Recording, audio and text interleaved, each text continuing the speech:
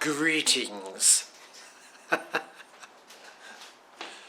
Dark Master speaks. By the way, this is going to get better and better the older I get. Yeah, it's going to be insane. I'm going to be all old and wrinkly and curmudgeonly. Not curmudgeonly, I'm just going to plain up be grouch. Be a big old grouch. Just not happy about anything. I've had it. All right, listen up. I got some more topics. Oh, you're gonna love these. Okay, let's see. Luis A says being eventually priced out of your favorite hobby. Well, I don't know what that hobby is. I assume you mean Warhammer in some way. And boy, I always get tired of like price complaining, but I was always just like, listen, it's an investment. You're getting a lot of use out of an army, and completing a painted army is like really this great accomplishment. It's a fun thing to do. It's a journey. And even if you just like to play, well, you can, have your gray horde or figure out some other way to get them painted. Wink. And so, but recently I had a guy say, hey, I want 10 Warhammer Fantasy Dwarfs painted. And I went and looked at it. It was $60 for a box of 10. And I was just like, ugh, well, there you go. I'm like, it's like something inside my head snapped. I was like, okay, that's too much. But the thing is, there's 3D printing that gets it down to about $2 a figure, which where it was like historically. And so, but the answer to your question is, find some different aspect of the game. If you like Games Workshop, if you like Warhammer Fantasy or 40K, well, there's Warcry and there's Kill Team, and there's a lot of different ways to do it. Hey, look at that. That's my firstborn son. I'm so proud of him. He's so amazing. It's good times, and I'm lucky to have him around. That's something really good that's going on in my life. So there you go. So the answer is, well, no, not really. You can either scale down or you can go 3D printed, man, which I love. I've had a great experience just getting stuff off Etsy or whatever. Kara S says, string theory. I have in the past looked up string theory to try and understand it, and frankly, I couldn't, so I can't answer this question. I have to say, though, that I often think, like, well, what's the nature of the universe? What's really going on here?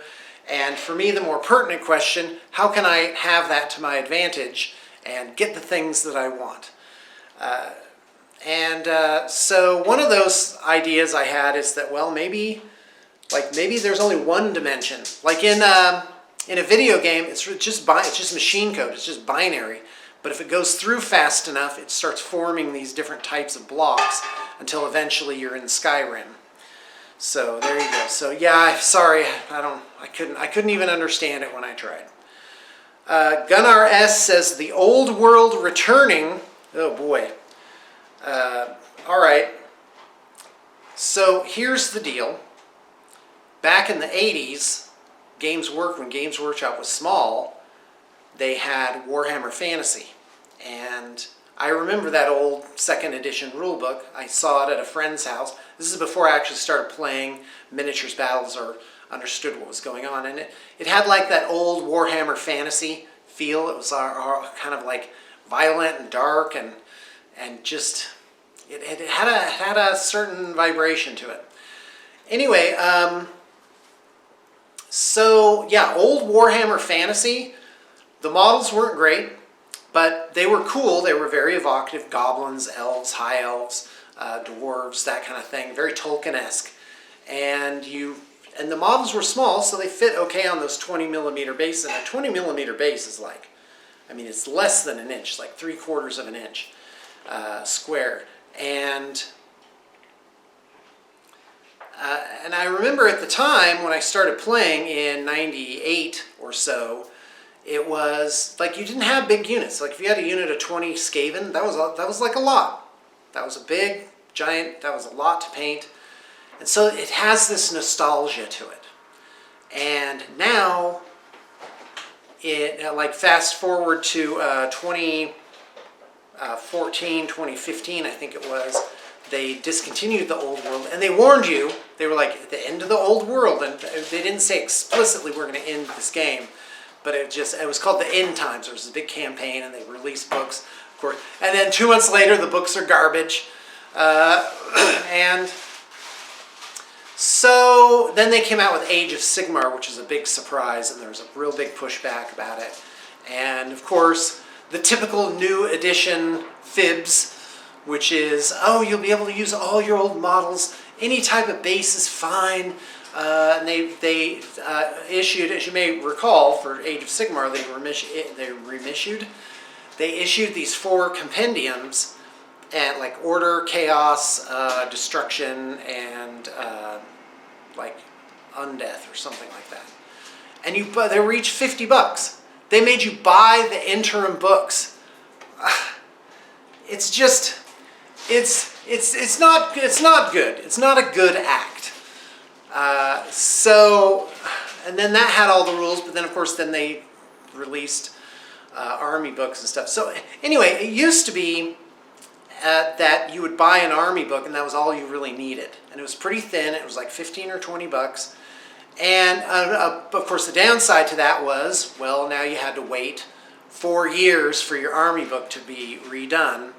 And so the game wasn't very well balanced. So long story short, with the advent of Age of Sigmar, you had kind of a split where people went back and they just played 7th edition. You had the 9th World, which is an independent thing, which I really like. And I made a Lizardmen army based on that, thinking my sons were into it. And then like 4 weeks later, like, we're not doing that anymore. I'm like, well, I built and painted my army. I went for it. By the way, I'm selling that army, by the way. That's on the block now. If you've been following the channel, you've seen all or most of it. So if you're interested, it's going to be a good price because they're all on square bases. They have movement trays, so it's perfect for 9th edition or Warhammer Fantasy type stuff. But it's not great for the role-playing stuff that I normally do, and I don't really want to rebase them. So there you go. That's my explanation. All right, so yeah, check the liner notes. I'll have some information on that. Where are we? You know what? Yeah, I might actually change my mind about that. Oh, boy. All right, so anyway, so now it's split. You have people playing Age of Sigmar, which I think is great and love. I love the round bases. I like that they just did away with all that old stuff and they made some new, cool stuff. Good for them. And they made it their core game and they actually supported it throughout the years. And the new Lizardmen have come out, which is like really amazing. And I'm just like, I really like what they've done. But of course for me, I didn't like it because like with 40K, there's a lot of rules churn. And it's hard to, you got to buy all these books and figure out what the hell's going on. It's not simple anymore. So anyway, so talk about the old world. So now they've announced they're bringing back Warhammer the Old World. It's going to be square bases. They're redoing the model ranges apparently. And people are excited. They're bringing out their Bretonnians, their Tomb Kings. And you know, but the fact is, you could have done that all along. You could have just kept playing the game as it was. And that's where I'm like, I don't know why they're doing it. Either they're playing to nostalgia and they're not really going to support it very well, or they're going to make it a mainline game, which literally can't happen, because then along with that goes a pressure on the game shops. That GW rep is going to be like, so how many dozens of boxes of Warhammer the Old World should I put you down for? Oh yeah, you'll have to carry at least 36 to maintain your account. Alright, anyway. But the thing is, my comment about the old world is, just go live your life. Just do it, for pity's sake. If you liked that old stuff and the models were great and you really enjoyed playing the game, keep playing the game. But of course people don't do that. Your guess is as good as mine. So that's kind of what's going on with Warhammer, the Old World. I predict They'll bring it back a little bit. There'll be some hype, but ultimately it'll be treated just like one of the, like Cursed City or whatever. And of course, you know, I don't blame Games Workshop. They're a company. They're in the position that they're in.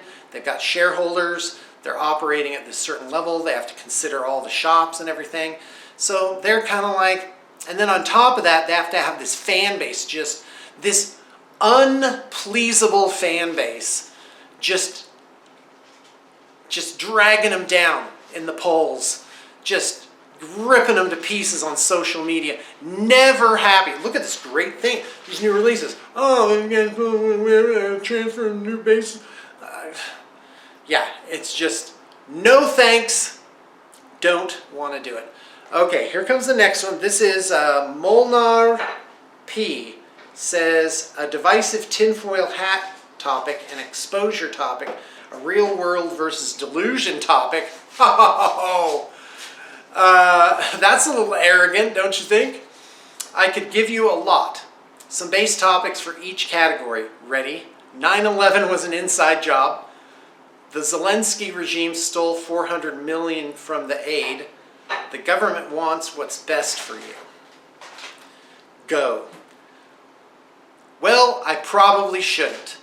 And here's why. Because I used to have opinions about this stuff and was being driven insane, and it was affecting my life. Like, they should have done an intervention for all the politics that I was consuming, at least 40 hours a week. And let me tell you, it never, ever, ever ends. So I'll just say this. I don't trust, it's not that I don't trust the government, it's that I don't trust humans at all. Humans generally don't go well with power. So I'm like, hey, the smaller that power is divided while still not disintegrating society as a whole, while creating another type of disadvantage, that's what's most desirable. And my advice to young people is go for it. Get involved in politics or get out the vote or whatever it is. Or you could just go live your life. So be careful with that, with how much you invest in it, because you might actually not live your own life, the only life that you get. And that's what I realized. I was like, oh, I could literally do nothing except this. And by the way, incidentally, having no connections or resources or money, and effectively just make no, it'd be like spending your life wading to the middle of a river to take a spoon and sort of flick a spoonful of water upriver and then be like, and that's the change that you made. And then you look back around and it's like, oh, 10 feet later, it just went back to whatever it was. So, you know, there you go. But yeah, I tend to be more on the end of like, I don't know how to describe it. Let's say personal freedom. All right, let's move on. So sorry, I couldn't spend a lot of time on that. It's not good. It's not healthy for me. Age of Sigmar versus Old World. Yeah, I actually talked about that already. Those of us who stand Bretonia and Tomb Kings, how we got left out in the cold. Maybe redemption is coming, we hope. No. No. Redemption is never coming. It's... They're going to try and pump you for dollars for nostalgia. They don't want you to get out your old Bretonia army and dust it off. They want you to buy some new stuff. And that's okay. Excuse me. It's all right. And it's good to have new stuff. I mean, I remember when most everything was in blisters and it was metal and it, quite frankly, wasn't very good. And, you know, those are the good old days. No thanks. I'll take now. Anytime. Games Workshop is just hitting it out of the park week after week with these amazing models, these amazing kits. And never mind, there's independent companies putting out STLs for whole ranges now. I mean, there's some Eldar stuff out there that will just blow your brains. All right. Grant H says, perhaps thoughts on the rise and fall of the popularity of War Machine and Hordes and what you think about Mark 6. I think I think it's Mark IV now. Or perhaps just your thoughts on GW's smaller skirmish games like Kill Team, Underworlds, and Warcry. All right, yeah, I do have opinions about that. I think that when a company starts to get bigger, and I mean get some real money in and actually have a system, it's likely to blow up. And the most likely reason is the higher ups, the people that own the company, they're just regular people. And they don't know, they have to kind of learn it on the fly. And so people who own larger companies like Paizo, for example, they're not gods. They get up, they can only consume so much media every day, and they're trying to figure it out like everybody else. And so, by the way, I'm like, I just put on a gray hoodie, and I was like, the Dark Master speaks. That's what it is now. It's like, Sean, you just put on a hoodie. All right, so yeah, War Machines. I think War Machine and Hordes, Warma Hordes. They basically rode the Games Workshop discontent wave. But if Games Workshop is getting a bigger share and they're doing a good job, and that's what I have to really tip my hat to Games Workshop, because they've been consistent. They've through the years, they have just been there and they've survived. And the feeling I get is that at Privateer Press, somewhere in the higher ups, they blew up the operation. And usually when there's real money involved, all of a sudden, people don't feel like being so nice anymore.